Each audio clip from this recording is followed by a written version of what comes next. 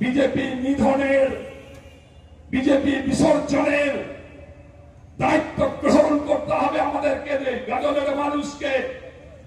আমি আশাবাদী বন্ধু, আপনারা সেটা পারবেন।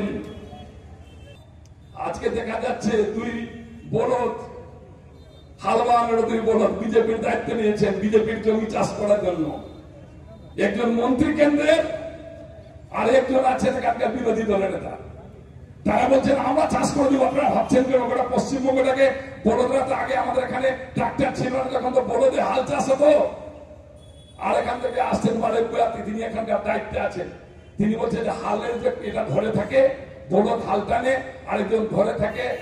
এই তিনজন মিলে বলছেন পশ্চিমবঙ্গে এমন জমি চাষ করব যেখানে তৃণমূলকে খুঁজে পাওয়া যাবে না। আর আমরা বলছি তৃণমূল কংগ্রেস যখন জেগে উঠবে, কৃষক মানুষেরা, মহিলারা, যুবরা, ছাত্ররা, শ্রমিকরা, সর্বস্তরের সাধারণ মানুষ, ব্যবসায়ীরা, ক্ষুদ্র ব্যবসায়ীরা, রিক্সা চালক, টোটো চালক, যারা সবাই যখন জেগে উঠবে, বলদ ভাই নদীতে চুপিয়ে চুপিয়ে, ডুবিয়ে ডুবিয়ে হাল শুদ্ধ মেরে ফেলবে তোমাদেরকে। সাধারণ মানুষরা তারা তৈরি আছে, তোমরা তৈরি থাকো। আমি শুধু আপনাদের কাছে আবেদন করব, কারো ভয়ের কাছে মাথা নত করবেন।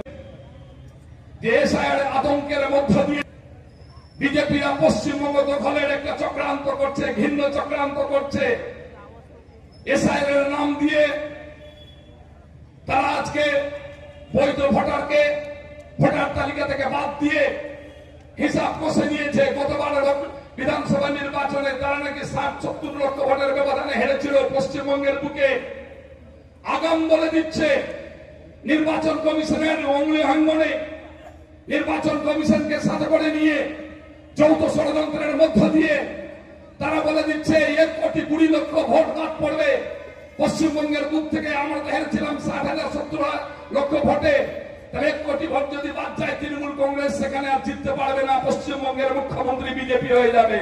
বন্ধ স্বপ্ন দেখছো, দিনে জেগে জেগে স্বপ্ন দেখছো যে গোটা সিট গতবার পেয়েছিলে, এবারে 20টা আসন তোমাকে পার করতে দিবে না বাঙালিরা। পশ্চিমবঙ্গের মানুষেরা শপথ গ্রহণ করছে।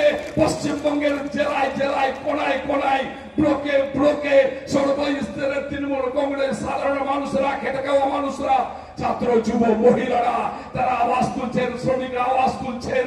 ভুল করেছে 2021 সালে কিছু ভোট দিয়ে বিজেপিদেরকে। এবার কিন্তু বিজেপি থেকে পশ্চিমবঙ্গ থেকে বিদায় দিতে হবে।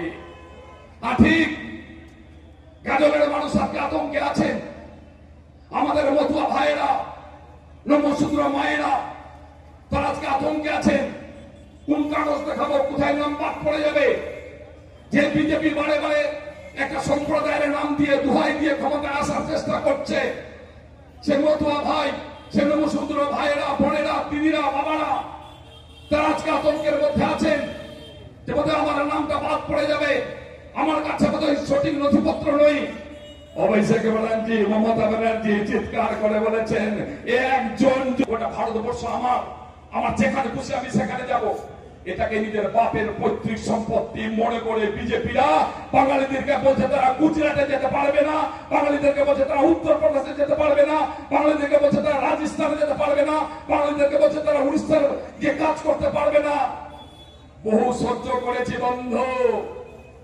গাজলের একজন পরিযায়ী শ্রমিককে যদি আক্রমণ করার চেষ্টা করা হয়েছে গুজরাটে, উত্তরপ্রদেশে, দিল্লিতে, রাজস্থানে, এখানে বিজেপির নেতা কর্মীদেরকে আমরা ধরে ধরে সমান বদলা নিব। এখানে যেভাবে বাঙালিদেরকে আক্রমণ করা হবে, আমাদের এখানেও সেইভাবে আমরা বদলা নিব।